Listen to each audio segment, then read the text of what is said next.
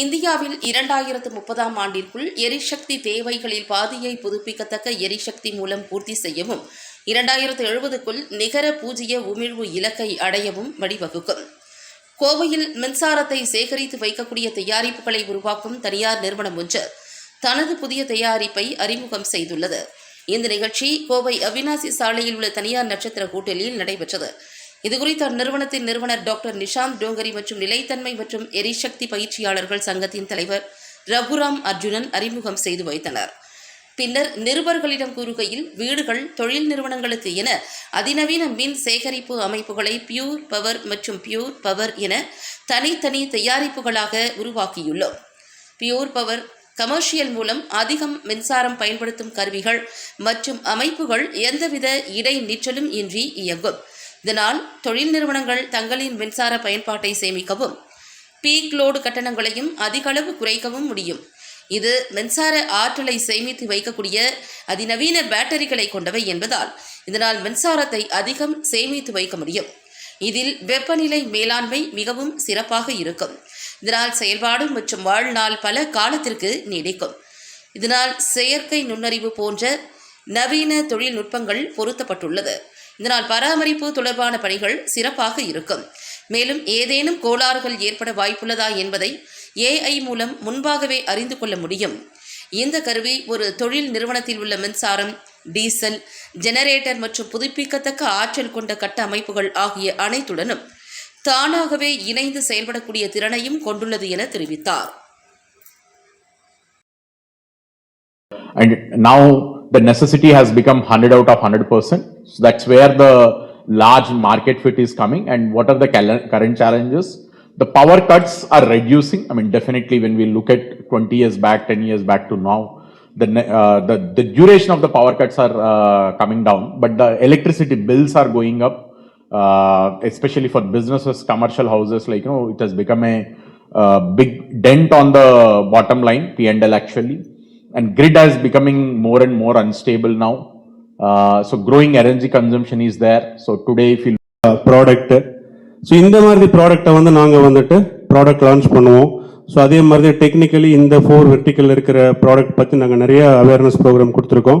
So எங்களோட நோக்கம் பார்த்தீங்கன்னா, சென்ட்ரல் கவர்மெண்ட்டோட ministry of new and renewable எனர்ஜியோட ஸ்கீம் அதெல்லாமே பார்த்தீங்கன்னா எல்லா மக்கள்கிட்டையுமே கொண்டு போய் சேர்த்துறது தான் இந்த எங்களோட கோல்.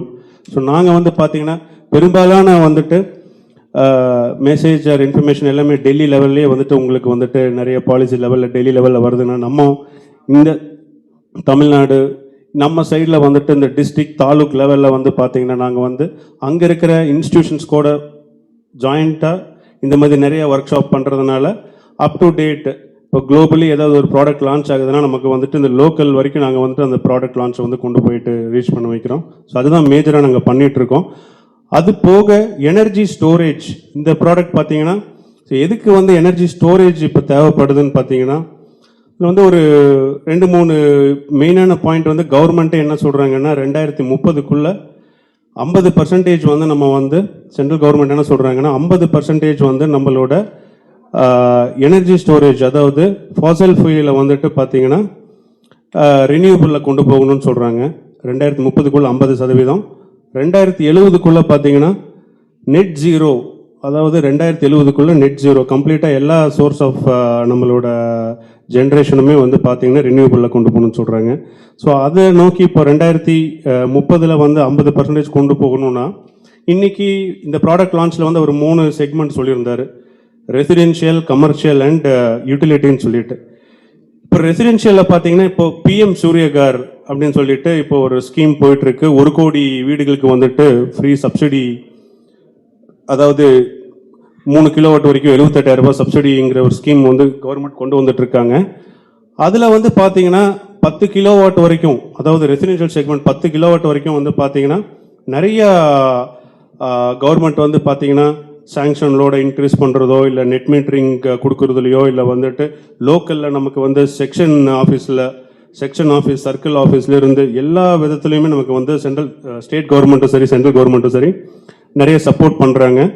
ஸோ ஏஇ லெவலில் நிறைய அவேர்னஸ் ப்ரோக்ராம் பண்ணி அதை இப்போ பார்த்தீங்கன்னா தமிழ்நாட்டில் ஒரு 50 கம்பெனிஸ் வந்துட்டு இப்போ உருவாயிருக்காங்க சோலாரில். இப்போ 2010 பார்த்தீங்கன்னா வெறும் ஒரு 20-30 கம்பெனி தான் இருந்தது. இப்போ இன்றைக்கி பார்த்தீங்கன்னா வந்து 850 கம்பெனிங்க மேலே வந்துட்டு சோலார் மற்றும் அது ரிலேட்டடாக வந்துட்டு கம்பெனிஸ் வந்துட்டு ஃபோக்கஸ் பண்ணிகிட்டு இருக்காங்க. இதில் மெயின் ஃபோக்கஸ் வந்து பார்த்தீங்கன்னா ஃப்யூச்சரில் இந்த வீட்டில் ஒரு வீட்லேயுமே வந்துட்டு இந்த கிரிட்டை சிஸ்டம் கூட இந்த மாதிரி ஹைப்ரிட் சிஸ்டமை வந்து நம்ம இணைக்கிறது தான் வந்து மெயின் குறிக்கோளுங்க.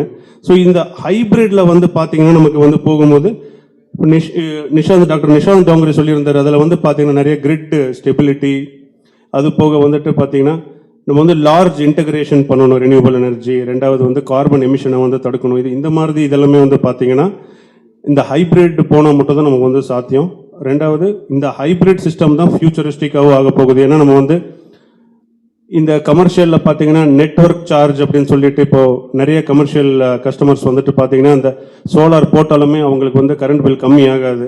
காரணம் பார்த்தீங்கன்னா அந்த நெட்வொர்க் சார்ஜ் வந்து அதிகமாக இருக்குது.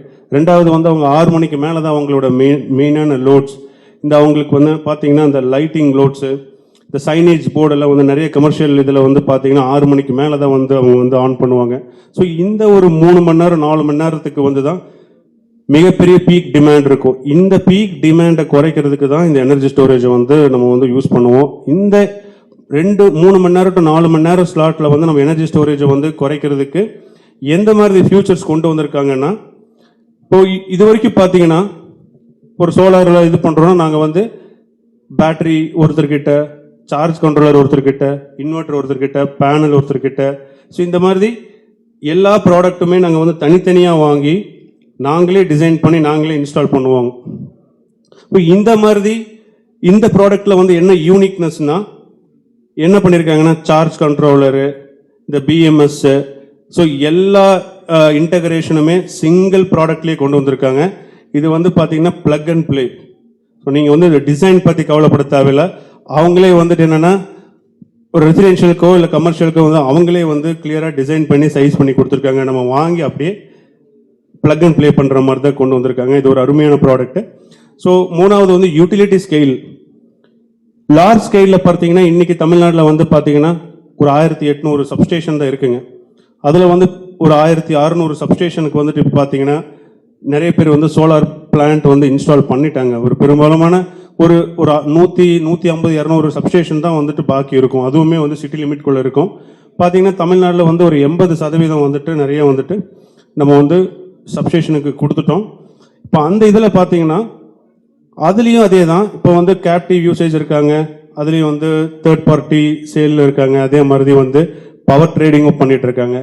இந்த பாயிண்ட்ல வந்துட்டு இந்த எனர்ஜி ஸ்டோரேஜ் என்ன மாதிரி ஒரு ரோல் ப்ளே பண்ணோம்னா, இந்த 1 மெகாவாட்ல இருந்து 4 மெகாவாட்டுக்கு ஓன் கன்சம்ஷன் யூஸ் பண்ணுறவங்களுமே வந்து பார்த்தீங்கன்னா அந்த பீக் ஹவர்ஸ்க்கு வந்துட்டு இந்த கண்டெய்னர் பேட்டரிஸ், இந்த 20 ஃபீட் 40 ஃபீட் கண்டெய்னர் பேட்டரிஸில் வந்து பேட்டரி ஸ்டாக் பண்ணி அவங்களும் அந்த ப்ராடக்ட்டும் லான்ச் பண்ணுறாங்க. இது இந்தியாவில் ஃபஸ்ட்டாக இந்த ப்ராடக்ட் வந்து இப்போ லான்ச் ஆகுது.